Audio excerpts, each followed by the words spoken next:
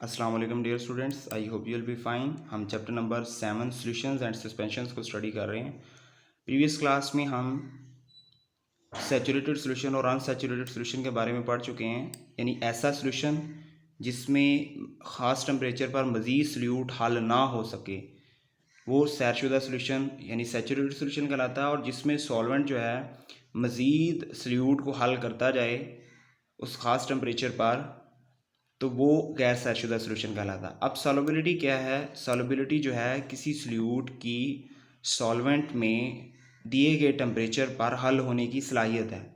The amount of solute in grams dissolved in 100 grams of solvent at a given temperature is called its solubility at that temperature.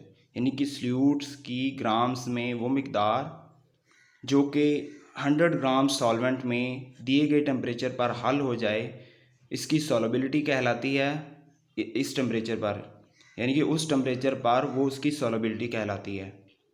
अब देखें कि we can dissolve 24 grams of crystals of blue copper sulphate. अब blue copper sulphate क्या होता है? इसे नीला तोता कहा जाता है। बेसिकली ये भी एक सॉल्ट ही है।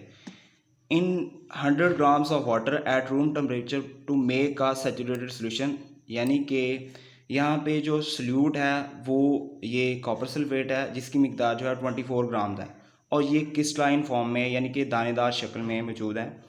तो 24 grams crystals of copper sulphate को जब 100 ग्राम्स वाटर में हम सल्यूट करते हैं तो रूम टेम्परेचर पर, तो ये इसमें डिज़ोल्व होकर एक सैचुरेटेड सोल्यूशन बनाता है। यानी अब मज़ीद इसमें जो है इसमें इस सोल्यूशन में मज़ीद जो है वो सल्यूट हल नहीं होगा, मज़ीद जो है वो कॉपर सल्फेट के क्रिस्टल जो है वो हल नहीं होंगे।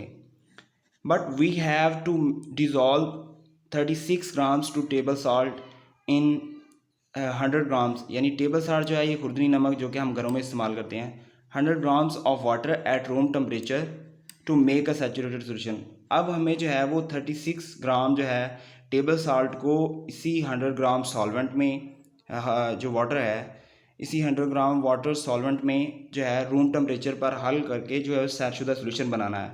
तो अब देखें दोनों में जो है वो सॉल्वेंट सेम है, सॉल्वेंट की मिकदार भी सेम है, 100 ग्राम है, और टेम्परेचर भी सेम है रूम टेम्परेचर पर। लेकिन देखें दोनों में जो है वो फ़र्क आ रहा है, वो है जो है वो क्वांटिटी ऑफ सल्यूट। इसमें 24 ग्राम्स कॉपर सल्फेट है, लेकिन इसमें 36 ग्राम टेबल साल्ट है। तो ये जो इनमें जो है वो हल होने की सलाहियत है, वो दोनों की सॉल्युबिलिटी जो है, सॉल्युबिलिटी में डिफरेंसेस है, यानी कि दोनों ही साल्ट हैं। The difference is due to different solubility of the salts. ये जो इनमें फ़र्क है वो इनकी दोनों साल्ट्स की जो है सॉल्युबिलिटी की वजह से है। तो इस तरह जो है किसी सल्यूट की दिए गए टेम्परेचर पर सॉल्वेंट में हल होने की सलाहियत जो है वो सॉल्युबिलिटी है। The amount of solute in grams dissolved in 100 grams of the solvent at a given temperature is called its solubility at that temperature. Solute की ग्राम्स में वो मिकदार जो कि 100 ग्राम सॉल्वेंट में दिए गए टेम्परेचर पर हल हो जाए और इस तरह सैरशुदा सॉल्यूशन बनाए, तो वो इस टेम्परेचर पर इसकी सॉल्युबिलिटी कहलाती है।